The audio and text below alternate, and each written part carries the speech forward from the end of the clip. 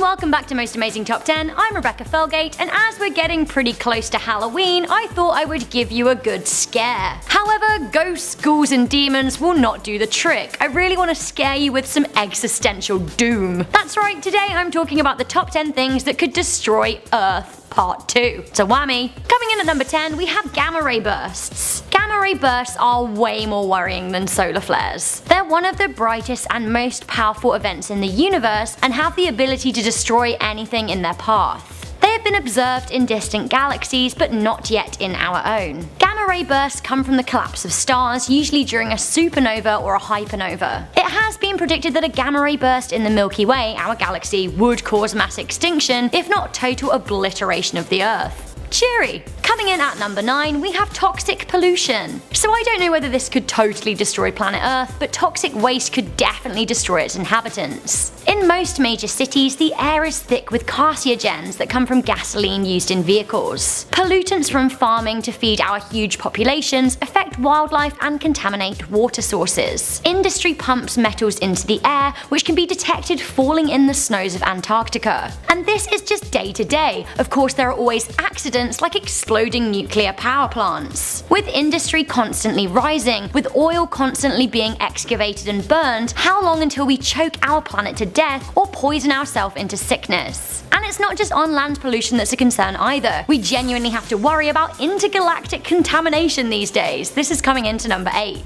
NASA employs full-time galaxy defenders, and keeping the Earth safe from cosmic contamination is one of their duties. In our modern age of space travel and adventure, more than ever, equipment and astronauts are setting foot in new realms. We have no idea how particles or matter from these realms would affect Earth if they were introduced. In the past, traveling from one country to another has had huge effects. For example, almost the entire wine production of Europe was halted at one point when phylloxera was introduced from North America by accident. We don't want to accidentally bring something home that disrupts the order of things, possibly to a catastrophic effect. Coming into number 7, we have the collapse of ecosystems. So when you were little, did you ever ask your parents or teachers why we couldn't just kill all the wasps or the spiders? It seemed perfectly reasonable because they're pests and you couldn't see a reason for them in life. Then of course the older and wiser person would say, well, you know, who would trap and eat the flies, and what would the birds or frogs eat? Without spiders, we would be overrun by flies and birds and frogs would suffer. Everything at the moment is linked in an ecosystem, and our existence depends on a fine balance of other existences. Despite knowing that,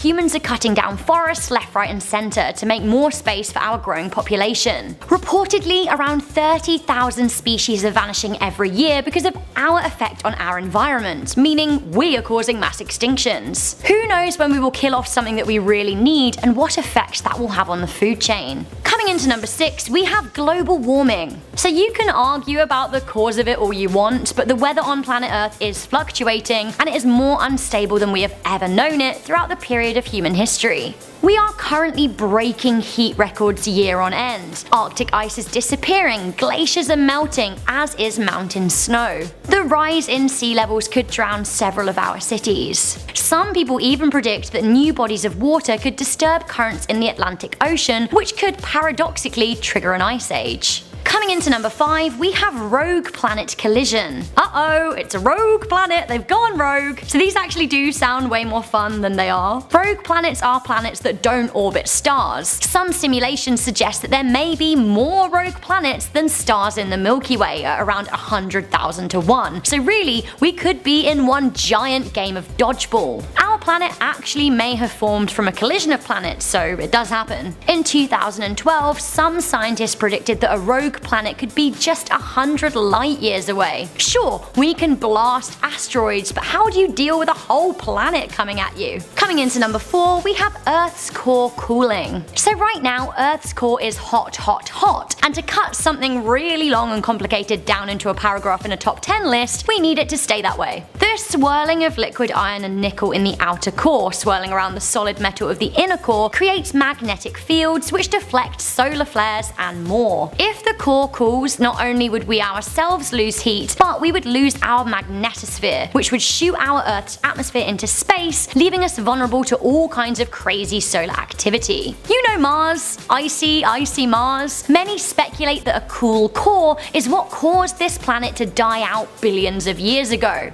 There's really not much going on there now. No immediate worries though, our core isn't set to cool for tens of billions of years. One more immediate worry though is that humans are currently trying to dig a hole to the mantle of the Earth which protects the core. While I'm sure we really couldn't prod hard enough, some are not sure that poking the mantle is a good idea. I guess we'll see. Coming into number 3, I don't think this is very probable, but we have robots. Robots. Many people fear that robots will take over the world, but I'm not particularly afraid of them destroying it. Humans have yet to evolve to something beyond our current state, but when you think about it, our next stage of evolution could be computers or robots, which are often more durable than we are. In some crazy dystopian future, robots could become top of the food chain. However, they would likely know how to look after planet Earth better than we do. Coming into number 2, we have divine intervention. I personally am pretty skeptical about this one, but any good skeptic should also be skeptical of their own beliefs and acknowledge that anything could happen to change their mind at any time. For some religious people, this may seem like a distinct possibility. For the agnostic among us, we also have to admit that we do not know how the world was created, therefore there are mysteries to the universe that we do not yet understand. If God created the world and stars, could God not very well destroy them? If the world started with a big bang, could it end with one? Finally, for me, I think the most likely way that our world will end on this list is our number 1, which is egos. War comes from a clash of egos. Failing to acknowledge global warming comes from an egotistical view. Oil is money, so those with huge egos want to burn it, so long as it lines their pockets, eh? Egos are the enemy of science and prevention. Egos are the enemy of learning. A person who cannot put aside their ego to accept new information that challenges what they may have previously believed is a very dangerous person indeed. Unfortunately, the world is filled with egos, and the biggest egos tend to run countries.